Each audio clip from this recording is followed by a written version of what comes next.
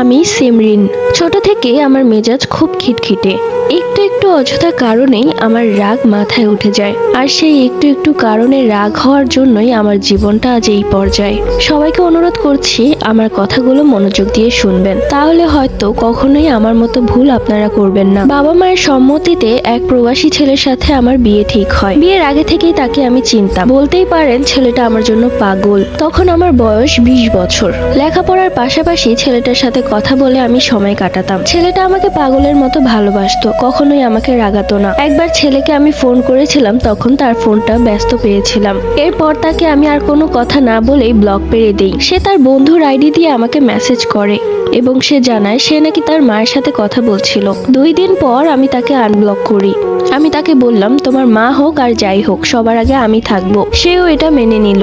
এরপর সে যখন দেশে আসে আমরা দেখা করি। আমার খুব ভালোই লেগেছিল তাকে। উচ্চতায় যেমন ঠিক চেহারায়ও তেমন। মিথ্যে বলবো না, কিন্তু আমার গায়ের রং কিছুটা ময়লা। এই নিয়ে আমার কাজিনরা যখনই আমাকে বলে এই সাবান দিস তাহলে ফর্সা হবি, এই ফেস প্যাকটা তো লাগাতে পারিস তাহলে একটু ফর্সা হবি, আমি কোনো কথা না বলে তাদেরকে সাথে সাথে ব্লক মেরে দিতাম। বলতেই ভুলে গেছি, যার সাথে আমার সম্পর্ক তার নাম রাহাত। প্রথম দেখায় রাহাত আমার অনেক প্রশংসা করলো, আমি নাকি মায়াবতী। এরপর আমরা একটা রেস্টুরেন্টে গিয়ে খাওয়া দাওয়া করলাম। এরপর বাড়ি চলে আসি। রাহাত আমাকে বলল সে আমার সাথে আর কোনো সম্পর্ক রাখতে চায় না। এই কথা শুনে আমার রাগ মাথায় উঠে গেল। আমি যেই না তাকে ব্লক মারতে যাব, ঠিক তখনই সে মেসেজ করে বলল সে বিয়ে করতে চায় আমাকে। ওইদিকে বাসায়ও আমার জন্য পাত্র দেখা হচ্ছিল। তারা দেখতে আসতো ঠিকই, কিন্তু পরের দিন আর কোনো উত্তর জানাতো না। আমি মাকে বললাম তোমাদের আর কষ্ট করে ছেলে খুঁজতে হবে না, একজনকে আমি খুব পছন্দ করি, সে আমাকে বিয়ে করতে চাচ্ছে।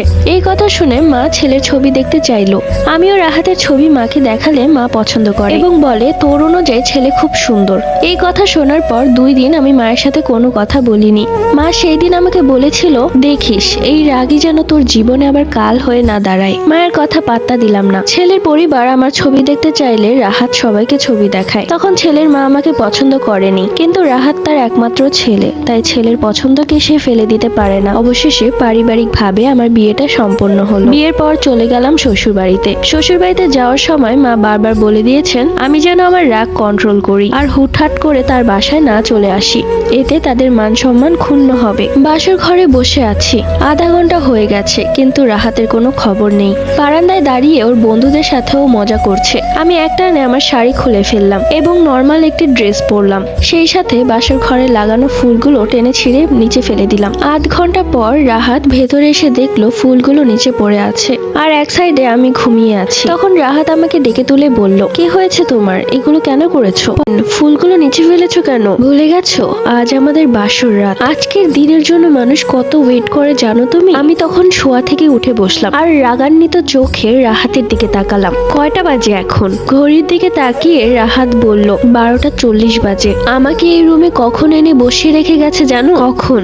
12:10 আর তুমি বারান্দায় তোমার বন্ধুদের সাথে মজা করছিলে। 30 মিনিট আমি তোমার জন্য ওয়েট করেছি, মানে আধ ঘন্টা। এটাই বিয়ের রাতে আমার প্রতি তোমার দায়িত্ব? বউকে একা ঘরে ফেলে রেখে বন্ধুদের সাথে আড্ডা মারছো? আরে বাবা তুমি একটু বোঝার চেষ্টা করো। ওরা আমাকে কোনোভাবে রুমে আসতে দিচ্ছিল না, আমি এত জোর করছিলাম, তারপরেও ওরা খুব মজা করছিল। আর আজকের দিনে বন্ধুরা তো একটু মজা করবেই। ও আচ্ছা, বন্ধুরা মজা করতে পারবে তাই তো? ঠিক আছে, এই নো বালিশ, তুমি আজকে বারান্দায় শোবে। কি বলছো? তোমার কি মাথা খারাপ হয়ে গেছে? আজকে রাতে আমি যদি বারান্দায় ঘুমাই তাহলে মানুষ কি বলবে? কে কি বললো তাতে আমার কিছু যায় আসে না। তুমি আমার সময় নষ্ট করেছো, তার মানে তুমি বারান্দায় ঘুমাবে। সিমরেন, বাচ্চাদের মতো করো না। তোমার আমার বিয়ে হয়ে গেছে, একটু বোঝার চেষ্টা করো। এখন তোমার ওইসব রাগ করে থাকলে চলবে না। তোমাকে খুব সুন্দরভাবে দায়িত্বের সাথে আমার বউ হয়ে থাকতে হবে।